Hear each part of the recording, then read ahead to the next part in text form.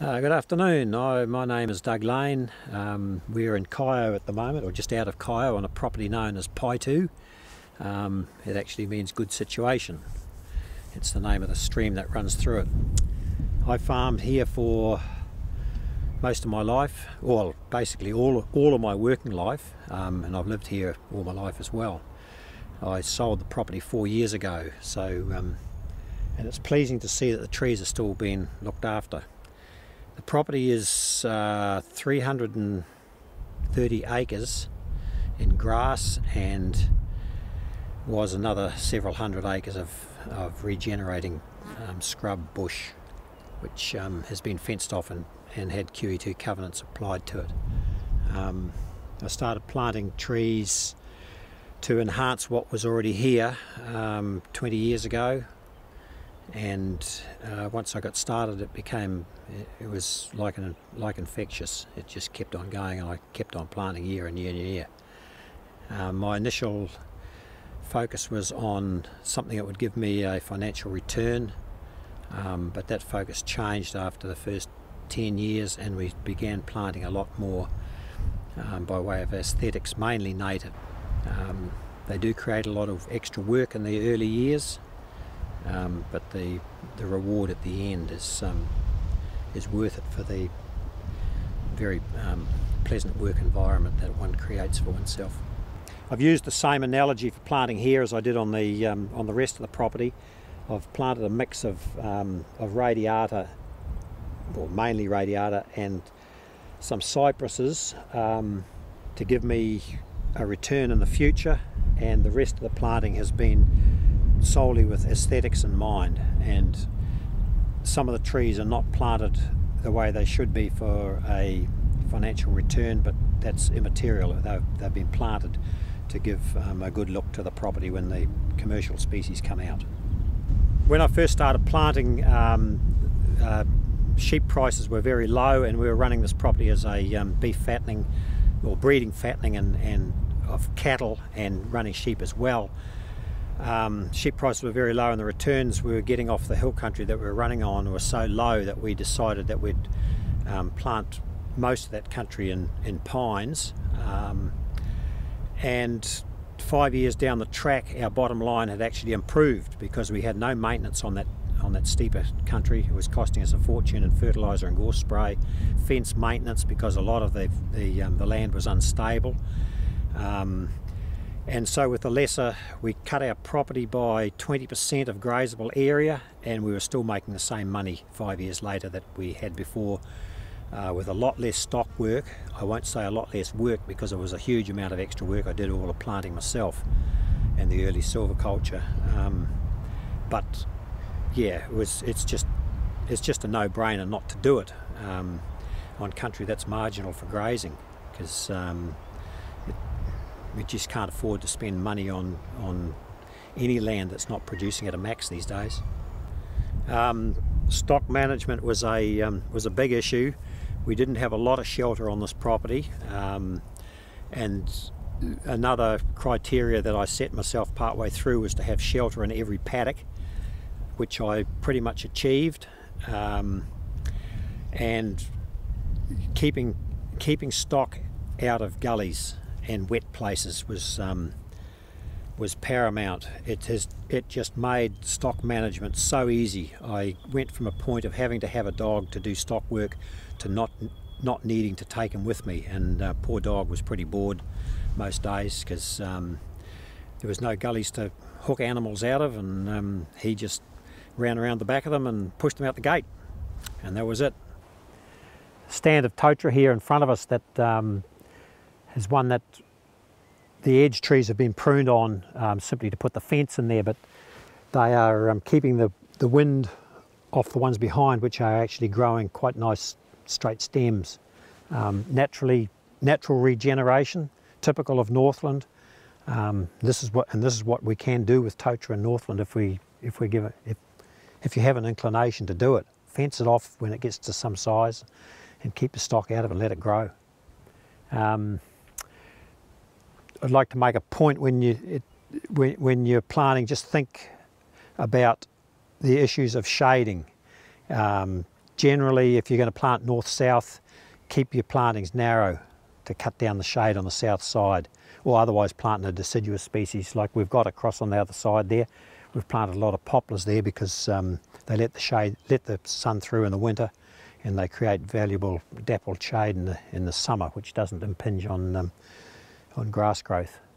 But a block of pines in the middle of there, for instance, would have created a big area of waste ground on the south and western sides of them. And the other thing, of course, that's of paramount importance these days is in the income side of it. If you have have lots of small blocks a year, they don't even have to be each year, but every 5 years apart. So you're harvesting every 5 years, and you've got a steady income stream then. What I've done here with 3 10 hectare blocks, I'm going to have a big heap of income for 3 years and then nothing for 30 until I do it again.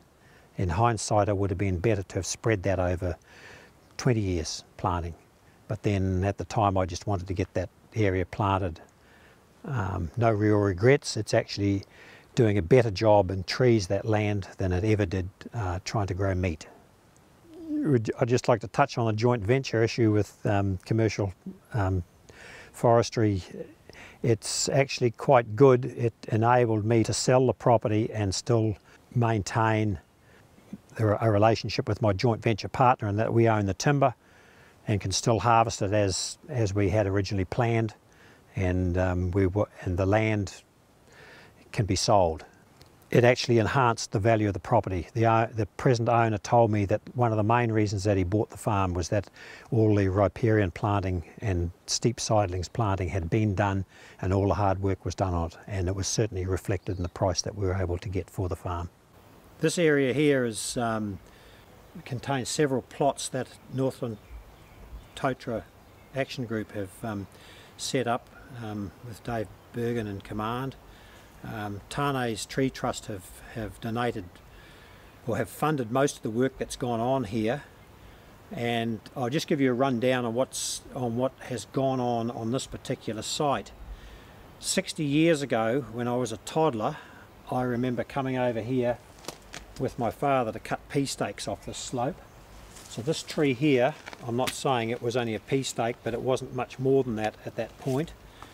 My father wandered around with a slash hook in his hand a lot of the time and would cut branches off totaras that looked promising. I dare say this is one of them. There's several more here behind us that are getting close to millable size at 60, maybe 70 years old. David and his crew have been in there and they've thinned most of it and pruned the most likely prospects for crop trees. And yeah, they're starting to look like something really good now. And hey, there's a lot of area in Northland that's like this. It costs nothing to plant them, so you haven't got that initial cost, and it's just a silviculture cost after that to prune and thin. Until 10 years ago, this area in here was used as a stock wintering area. So there was no understory whatever. And today, trying to get the camera in here, we had to pick a track to get in. So in 10 years, it's just transformed by keeping cattle out of it. And if the greenies think that farmers aren't doing a good job, just show them a few sites like this around the north. They've got to change their minds. I was talking about using natives for riparian planting. In terms of shorter term commercial species, I think redwoods are probably the ones that hold the most promise in Northland and possibly throughout the North Island. They do well in a riparian situation because of the moisture, and they're a reasonably high value timber and certainly a very high volume tree. So those two attributes lend themselves to harvesting small areas. So while radiata is not viable in a small woodlot situation for commercial reasons, I think the redwoods certainly are. This is a fairly typical farm forester's property. We try bits of everything, and so join the Farm Forestry Association. If it's just a wealth of knowledge. Everybody is willing to tell you what you can grow, can't grow, how to grow it, what not to grow. I joined when I started planting 20 years ago, and it's the best thing I ever did for my tree planting years. It's just such a great way of bouncing off other people for information, and it's very rewarding to be able to bring people to the property now and say, well, this is what I've done, you can do this too. It's just so easy, and all you need is somebody to give you, somebody like the Farm Forestry Association members, to give you some encouragement to get stuck in and do it.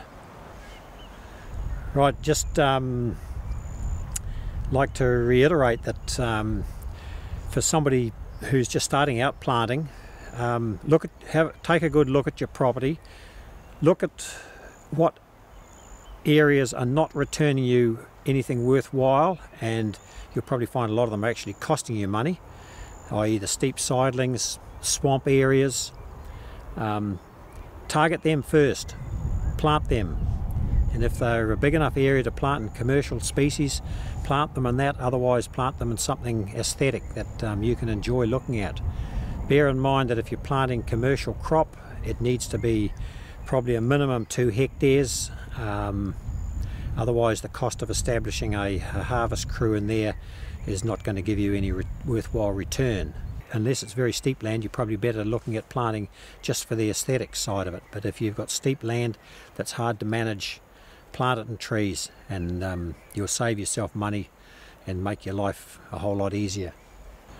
But my advice to anybody who owns property is to plant trees and enhance what you've got. If you've already got blocks of native, fence them off, plant other trees in the gaps around the side so you can keep your fence lines more or less straight and keep your costs down, and you'll be rewarded with what grows behind that fence. But at the end of the day, trees are valuable to all of us. Stock needs shelter. Don't believe what the Canterbury farmers on centre pivot irrigation tell you. Stock do need shelter. Even on a winter's day, cattle will be under the trees. So plant it for them, even if you're not planting for yourself.